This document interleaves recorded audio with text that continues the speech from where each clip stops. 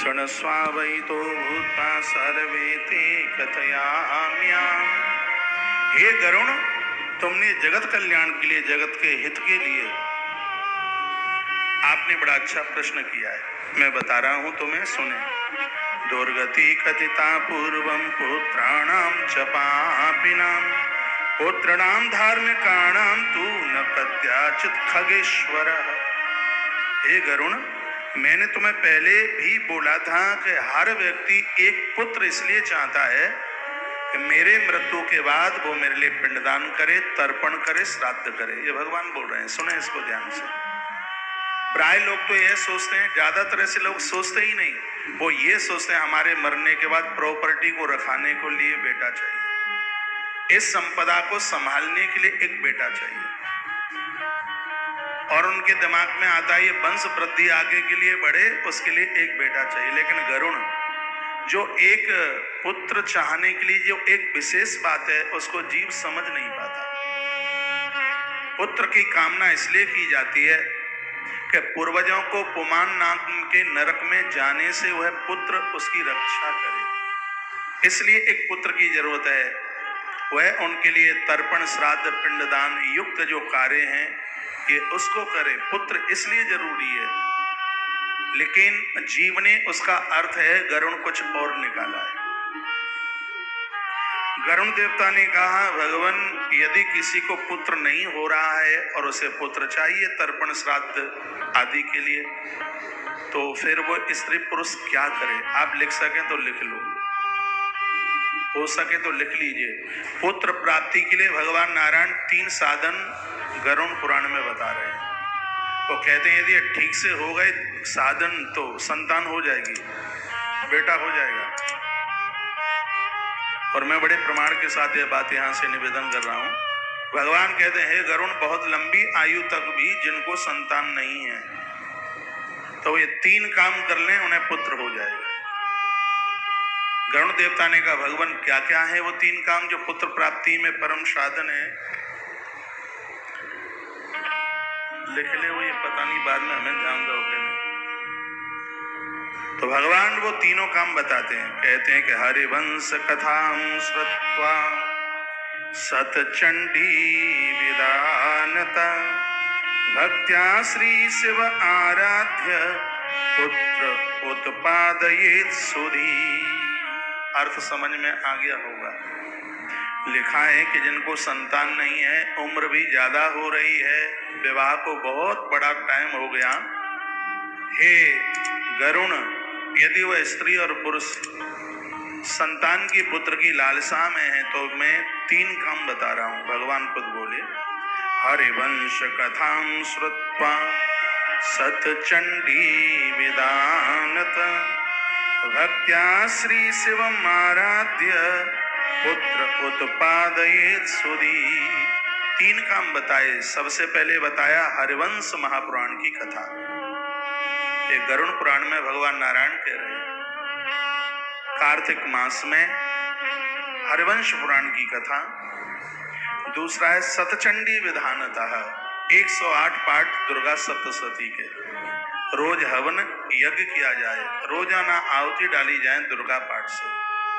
वह पति और पत्नी दोनों मिलकर के बैठे, आहुति डालें, धरती पर सोवें, पूरे अनुष्ठान के साक्षी बने, दोनों पूजा पाठ करें, हवन यज्ञ करें। जितनी देर तक ब्राह्मण पाठ कर रहे हैं, पास में बैठ करके उस पाठ को सुने भी। सतचंडी विधानता, उसको बड़े विधान के साथ सतचंडी हरिवंश पुराण की कथा, हरिवंश कथां श्रुत्वा, हरिवंश पुराण की कथा सुने। सतचंडी विधानतः, बड़े विधान के साथ सतचंडी यज्ञ हो। तीसरी बात, भक्त्या शिवम् आराध्य है, 1 महीने के लिए भगवान शंकर का 30 दिन के लिए कोई अभिषेक, कोई रुद्राभिषेक, पति और पत्नी दोनों मिलकर। वो लोग जो महादेव के विरोधी हैं, सुने, भगवान नारायण खुद कह रहे हैं कि शंकर की कृपा से घर में पुत्र का जन्म होता है, महादेव की कृपा से, दुर्गा माँ की कृपा से घर में पुत्र का जन्म होता है, और भगवान नारायण की कृपा से घर में संतानोत्पत्ति होती है। स्वयं नारायण गरुण को माध्यम बना के कहते हैं हरवंश कथाम श्रुत्वा सतचंडी विधानतः भक्त्या श्री शिव महाराध्य पुत्र पौत्पाद ईयत सोदी।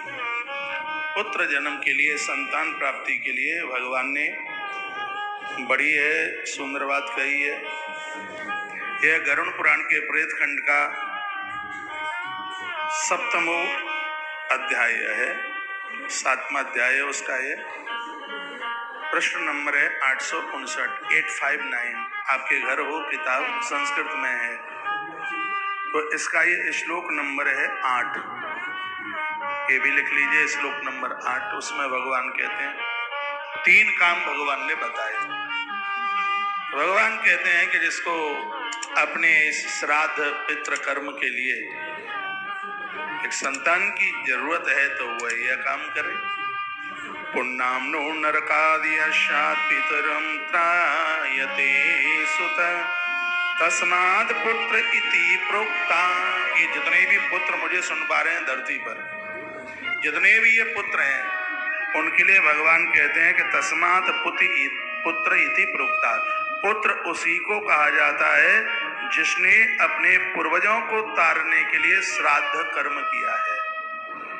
जिसने पूर्वजों के लिए कभी श्राद्ध कार्य नहीं किया वह तो पुत्र कहलाने का अधिकारी ही नहीं है।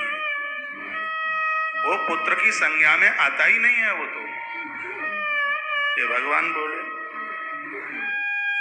विधाता ने उसी को पुत्र कहा जो पूर्वजों के लिए, जिसने पितृ कार्य किया है, श्राद्ध कार्य किया है।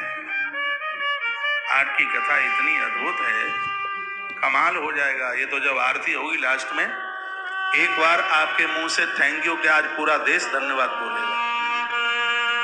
बस आज जमे रहना अखाड़े में, बिल्कुल खड़े मत होना, जाना मत।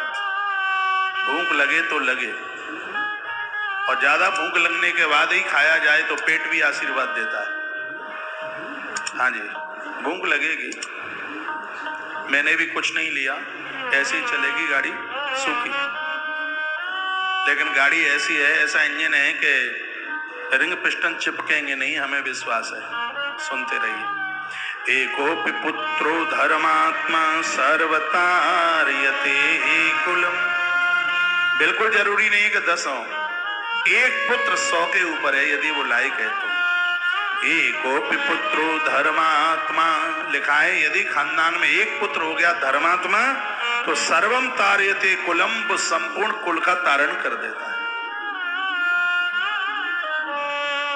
जो कहते हैं कि हम पुत्रहीन हैं उनके लिए बड़े सुंदर 7 श्लोक लिखे हैं इसमें। आपको बेटा नहीं है, आपके भाई को बेटा है तो तुम पुत्रवान हो। यहां तक कि नहीं, यहां तक बोल दिया गया है कि बाबा हैं 4 भाई और 4 बाबा हैं 4, और उनके जो बेटे हैं यदि उनको भी संतान है तो भी आप निपुत्री नहीं है। जहां तक सूतक पातक लगता है 7 पीढ़ियों तक, और उन 7 पीढ़ियों तक यदि संतान है तो व्यक्ति पुत्रहीन नहीं है।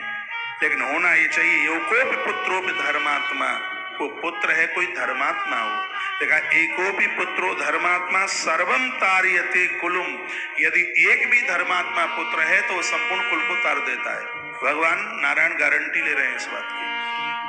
पुत्रेण लोकान जयति श्रुतिरेषा सनातनी। ये श्रुति का ये वेद वाक्य है। स्वयं वेद कहते हैं पुरुष अपने पुत्र के द्वारा लोगों को जीत लेता है। ये सनातन धर्म का ये वेद वचन है,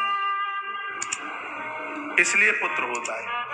इति वेदरपि प्रोक्तम पुत्र महात्म्यम उत्तमम तस्मात् पुत्र मुखम दृष्ट्वा मुच्यते पैत्र का दृढ़म। बताए घर में जब पुत्र होता है और पिता उसके मुख को देखता है, ऐसा बताते हैं कि संतान का जन्म होता है तो उस दिन या 2-3 दिन बाद या 8 दिन बाद वो पिता उस पुत्र के मुख को देखता है। तो यहाँ भगवान कहते हैं कि जब वह पिता उस पुत्र के मुख को देखता है उसी समय से वह पितृण से मुक्त हो जाता है। कब? यदि उसने किसी धर्मात्मा पुत्र को जन्म दिया है तब उस ऋण से मुक्त हो जाता है। पौत्र से स्पर्नाम मर्त्यो मुच्यते या ऋणयात्र्यात् लोकानंदे दबे प्राप्ति पुत्र पौत्र प्रपौत्र के। पौत्र के स्पर्श से देवता पितर ऋषि ये सब तृप्त हो जाते हैं यदि वो धर्मात्मा है तो।